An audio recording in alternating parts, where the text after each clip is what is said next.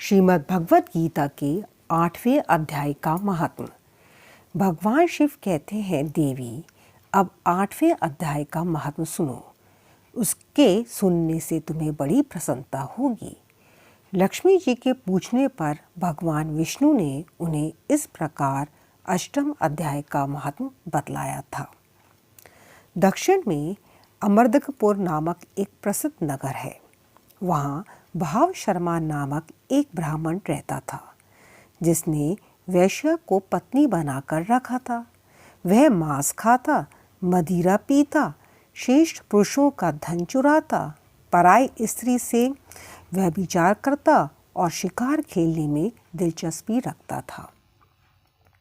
वह बड़े भयानक स्वभाव का था और मन में बड़े बड़े हौसले रखता था। एक दिन मदिरा पीने वालों का समाज जुटा था। उसमें भाव शर्मा ने भर पेट ताड़ी पी, खूब गले तक उसे चढ़ाया। अतः अजीन से अत्यंत पीड़ित होकर वह पापात्मा कालवश मर गया और बहुत बड़ा ताड़ का वृक्ष हुआ। उसकी घनी और ठंडी छाया का आश्रय लेकर ब्रह्म राक्षस भाव को प्राप्त हुए कोई पति पत्नी वहाँ रहा करते थे।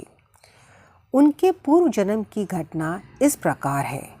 एक कुशीबल नामक ब्राह्मण था, जो वेद वेदांग के तत्वों का ज्ञाता, संपूर्ण शास्त्रों के अर्थ का विशेषज्ञ और सदाचारी था। उसकी स्त्री का नाम कुमति था। वह बड़े खोटे विचार की थी। वह ब्राह्मण विद्वान होने पर भी अत्यंत लोभवश अपनी स्त्री के साथ प्रतिदिन भैंस, कालपुरुष और घोड़े आदि बड़े दोनों को ग्रहण किया करता था, परंतु दूसरे ब्राह्मणों को दान में मिली हुई कौड़ी भी नहीं देता था। वह ही दोनों पति पत्नी कालवश मृत्यु को प्राप्त होकर ब्रह्म राक्षस हुए। वह भूख और प्यास से पीड़ित हो इस पृथ्वी पर घूमते हुए उसी ताड़ वृक्ष के पास आए और उसके मूल भाग में विश्राम करने लगे। इसके बाद पत्नी ने पति से पूछा, नाथ, हम लोगों का यह महान दुख कैसे दूर होगा तथा इस ब्रह्म राक्षस योनि से किस प्रकार हम दोनों की मुक्ति होगी? तब उस ब्राह्मण ने कहा, ब्रह्म विद्या के उपदेश, अध्यात्म तत्व के विचार और कर्म विधि के ज्ञान बिना किस प्रकार संकट से छुटकारा मिल सकता है।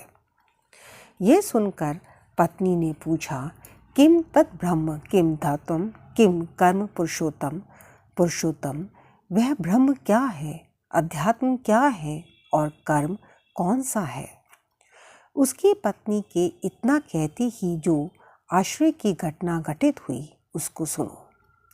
उपयुक्त वाक्य गीता के 8वें अध्याय का आधा श्लोक था। उसके श्रवण से वह वृक्ष उस समय ताड़ के रूप को त्याग कर भाव शर्मा नामक ब्राह्मण हो गया।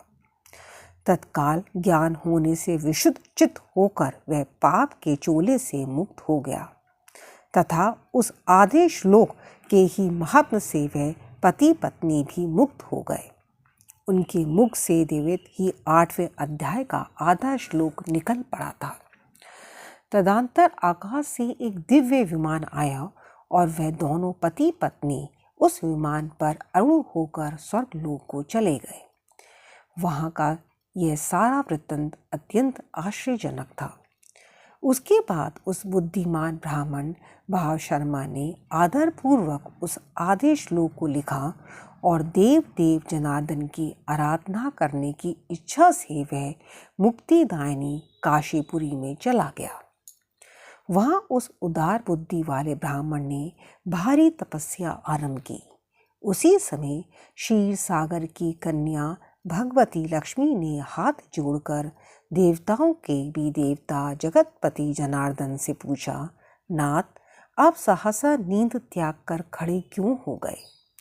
श्री भगवान बोले, देवी, काशीपुरी में भगीरथी के तट पर बुद्धिमान ब्राह्मण भाव शर्मा मेरे भक्ति रस से परिपूर्ण होकर अत्यंत कठोर तपस्या कर रहा है।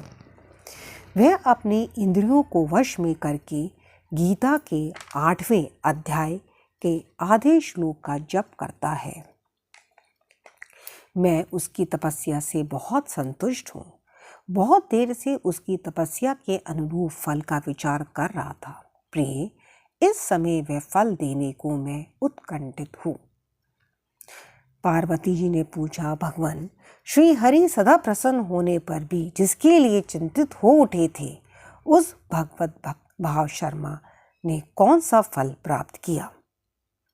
श्री महादेव जी बोले, देवी, द्विजेश श्रेष्ठ भाव शर्मा प्रसन्न हुए भगवान विष्णु के प्रसाद को पाकर अत्यंतिक सुख मोक्ष को प्राप्त हुआ तथा उसके अन्य वंशज भी जो नरक यातना में पड़े थे, उसी के शुद्ध कर्म से भगवत धाम को प्राप्त हुए। पार्वती, यह 8वें अध्याय का महात्म थोड़े में ही तुम्हें बताया है, इस पर सदा विचार करते रहना चाहिए। हरे कृष्णा।